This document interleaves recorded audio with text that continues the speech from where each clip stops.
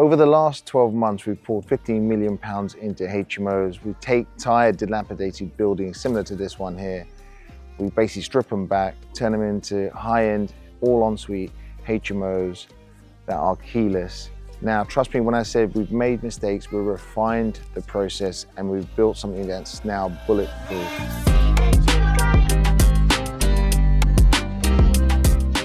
From room layouts that maximize rent to systems and processes that keep our operation tight and profitable.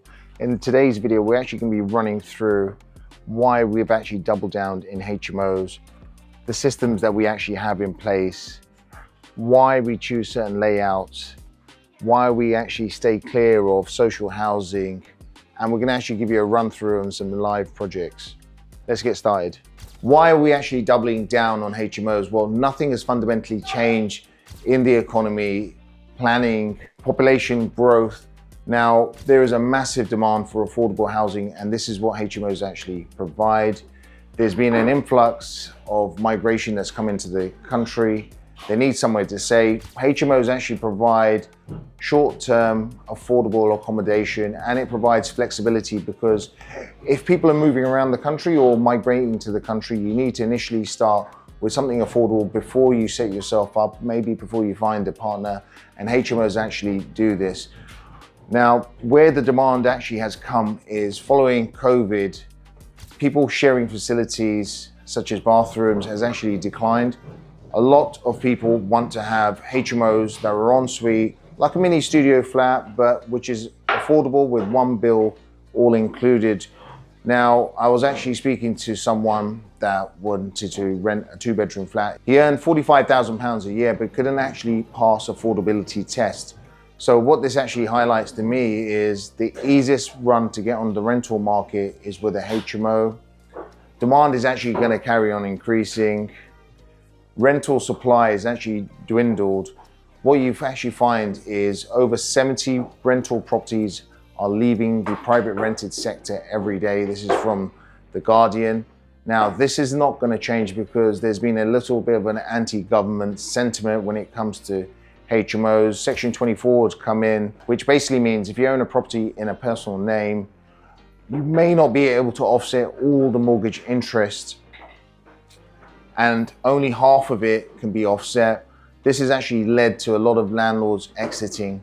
But when people are exiting, it actually creates an opportunity for others, and this is why we think HMOs is that perfect strategy. Now, how do you spot these deals, you may be asking? Well, when it comes to HMOs, for us, the best deals to actually look at are period properties. What do I mean by period properties? These are typically properties that are built pre-Second World War, probably early 1900s, similar to properties like this. The reason we look at them, they're actually a decent size already inside. They have huge lofts, which basically make it ideal for the loft to be extended, and potentially that can create 2 additional rooms. The properties benefit from PD rights for rear extensions, side extensions. This makes it easier to add additional floor space to the property.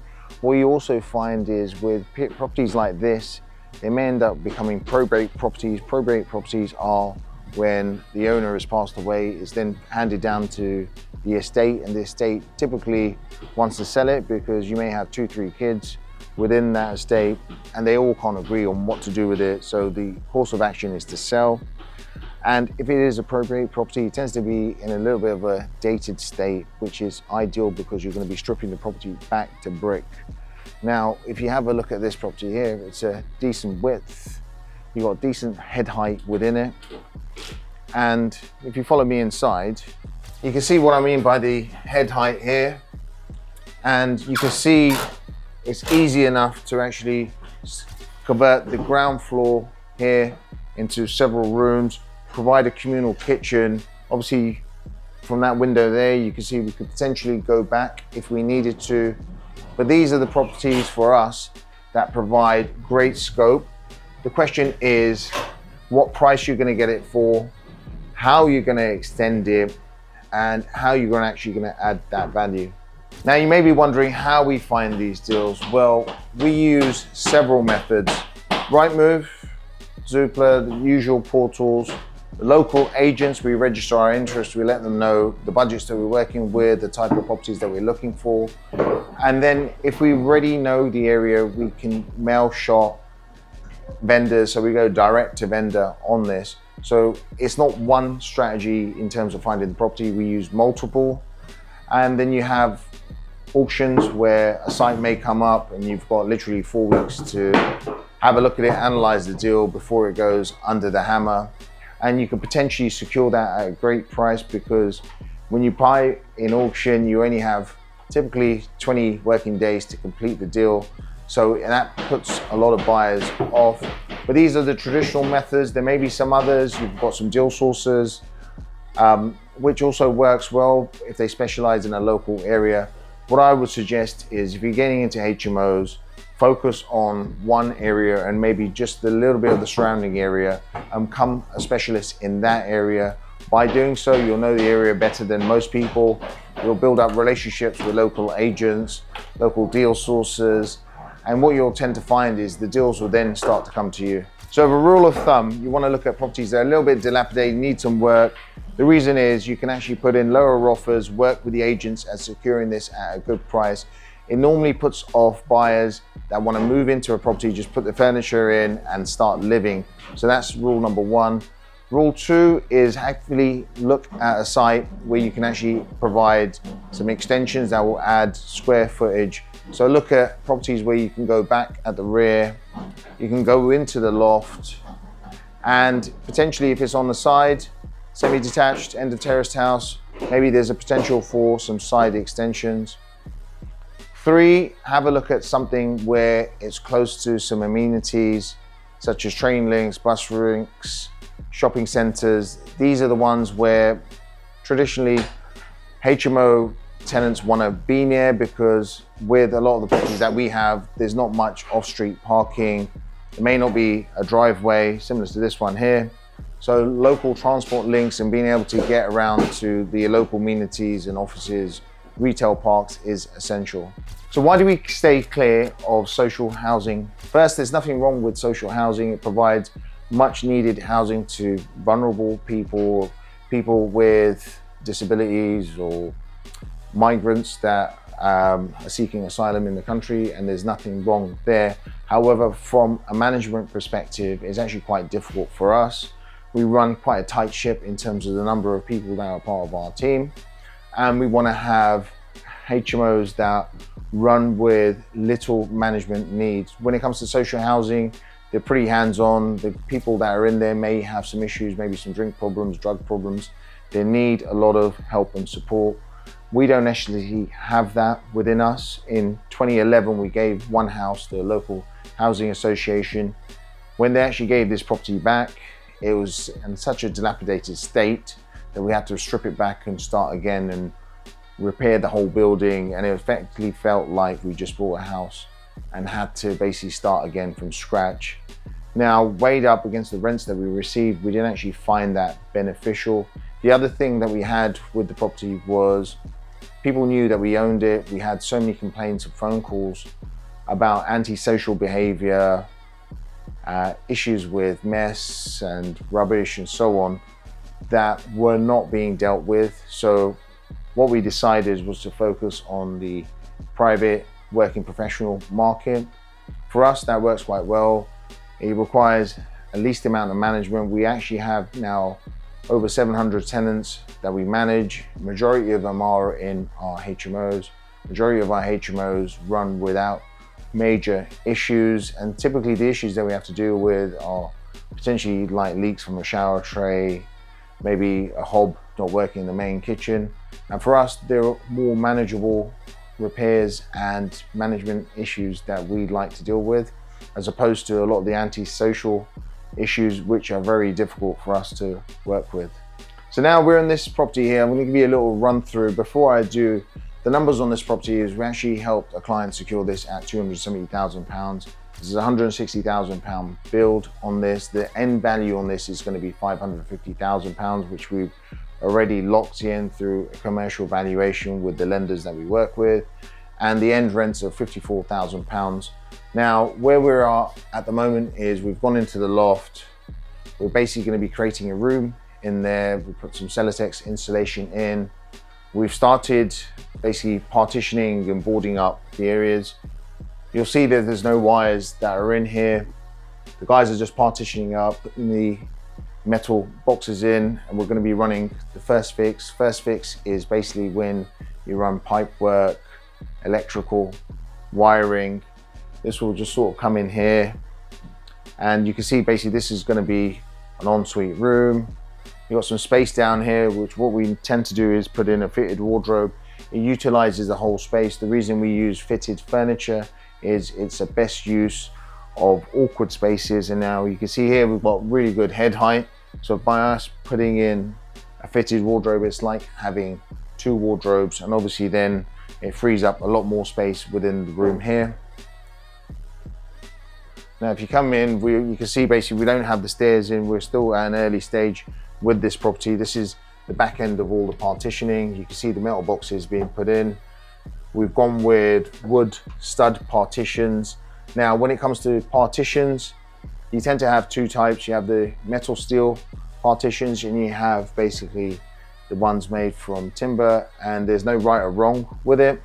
What you tend to find is it depends on the builder. Some European builders really like working with steel and they're really good at it and really quick.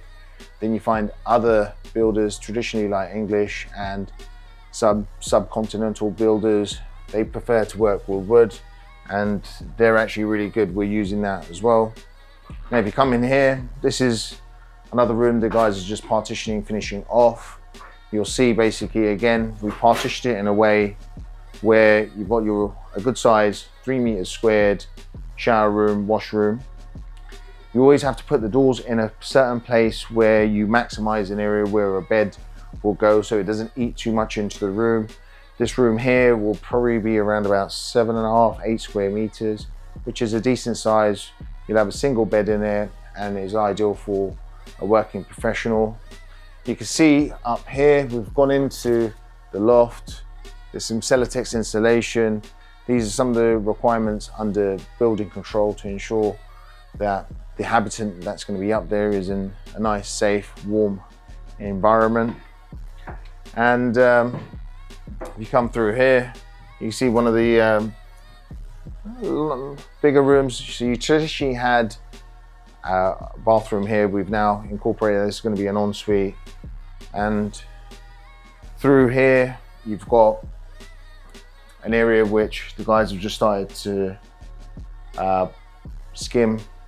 So we tend to put like a little bit of a plaster on there. The reason we put plaster is when it comes to taking little knocks and bangs, it takes that a little bit better than just literally having plasterboard with dot and dab.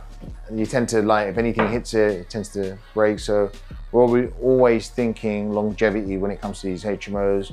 As we said at the start of the video, we've been doing HMOs since 2010.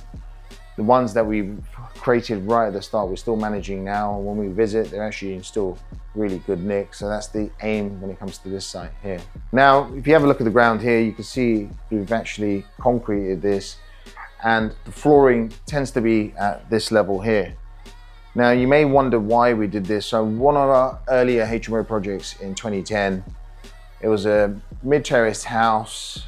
We did it to a great standard. We kept the hygiene within the property to a good standard. The bin storage was done really well, but we ended up having a rodent issue with some rats entering the house. And I was just like, we're doing everything right, but why are these rodents within our building? What I realized was with one of the neighbors' properties, one, it was a little bit messy. Two, they actually had a broken vent at the bottom of the house. So rodents were actually entering, but once they entered from that house, they can access all the houses within that terrace block. So what I decided was to avoid this going forward. When we start work, we'll strip out the flooring here, the joists, and we'll lay a bunch of concrete down with some insulation. This will basically avoid the same issue occurring for us. And obviously this one is a terraced house, and we've done the same here. So this actually reduces some of our maintenance problems when it comes to a lot of the properties that we manage. Now, I hope you've enjoyed having a look around this house, which is at the early stages. I'm going to take you to another house which is now quite further down the development process.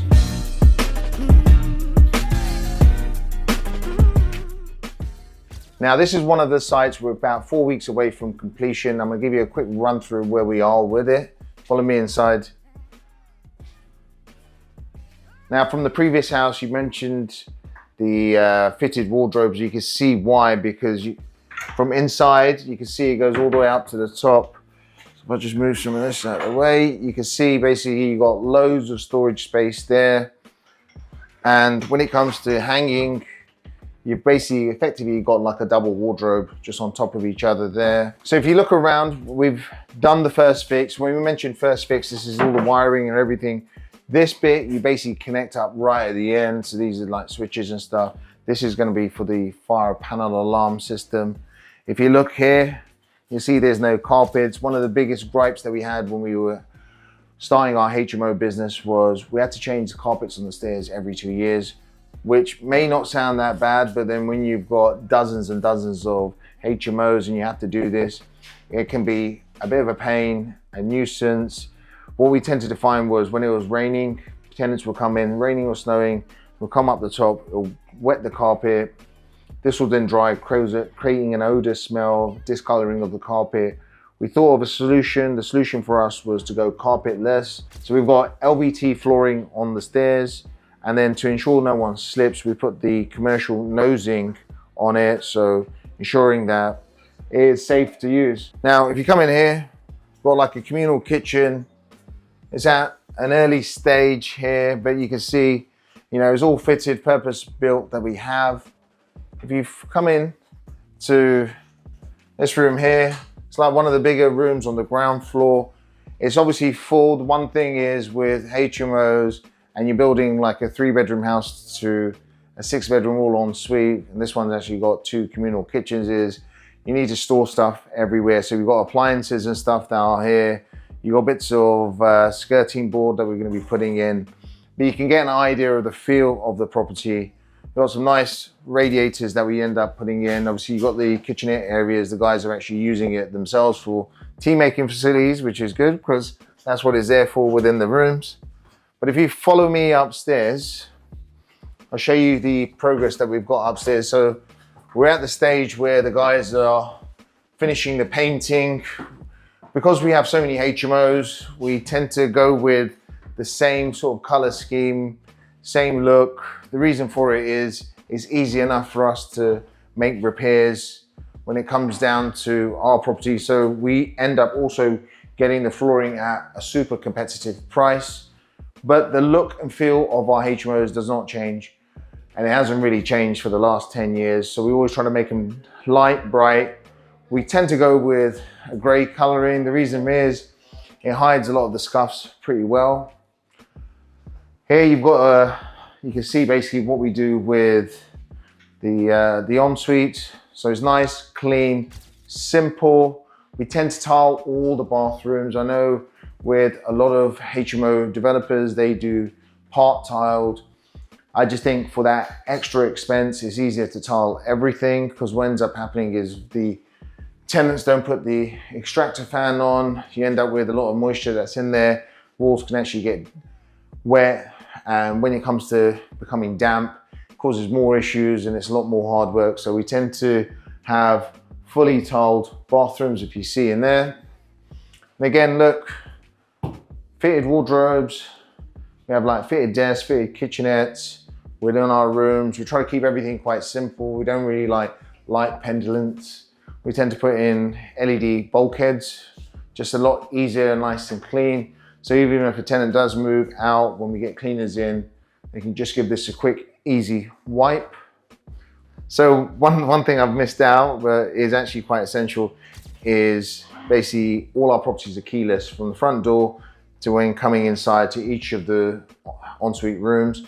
The reason we did this was one of our first houses in 2010, we let it all out, and when it was all let, I had a phone call like midnight and I didn't answer it. And the guy kept phoning. There was a tenant that we moved in a week before in one of our West Drayton properties.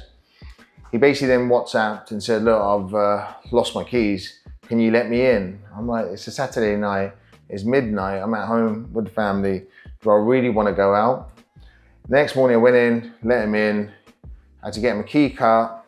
I thought that was a massive inconvenience for myself. How can I resolve this? So then I thought, well, wouldn't it be ideal if it could be keyless, especially if we're going to be scaling up with HMOs. So we looked at various methods, and the one that we actually quite liked was these keypads here. The good thing about them is they're mechanical.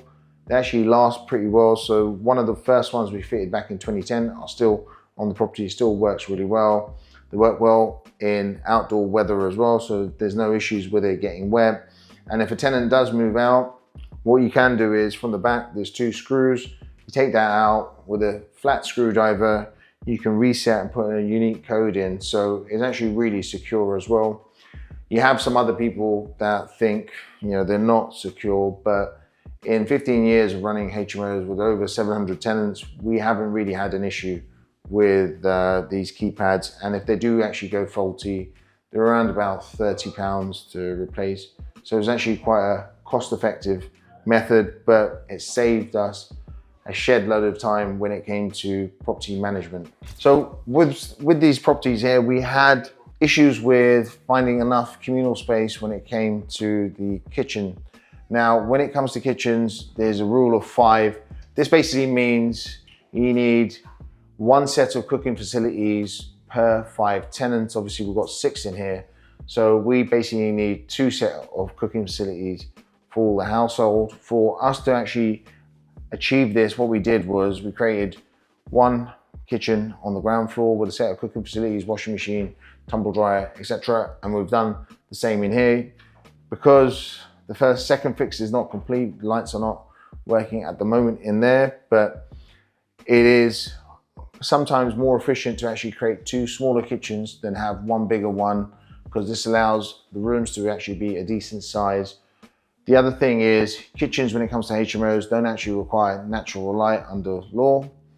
So we can put it in spaces where there may not actually be a window, and then focus the areas where we have the windows to be for the actual rooms that are actually going to generate us income from the property. So when it comes down to the layout, it varies property to property. We work with our power team, so this basically includes the guys that write our building control plans and the architectural plans. The idea is to hit 6 rooms, but you also want 6 rooms that are the most functional. So this particular property, what we've done is there's 2 rooms on the ground floor, communal kitchen. There's 2 rooms on the first floor, and we've got 2 rooms in the loft. But like I said, it varies property to property depending on what our power team thinks is the best scenario for it. And then we also work with our management team to say, look, this is what we're actually going to produce. Are you guys going to be able to rent it and manage it easily? Ideally, you want tenants to stay as long as possible because it reduces the voids and stuff down. So it's important that you work with everyone from the architects, your building control, to your letting agents to ensure that you produce the ideal HMO product for the market. Now you can see we're in one of the loft rooms. What we've done here is we put a dormer to the rear, which we'll show you. That's created a really good sized room there, but we've utilized the huge loft that we actually had in this building to create another ensuite room. So you can see it's very light and bright. We put in 2 Velux windows to ensure you got that light. The tenants would actually not feel claustrophobic within it. I'll show you the other room. Again, a decent size, not the biggest, but it's fit for purpose. And then we've created an ensuite that's just through here.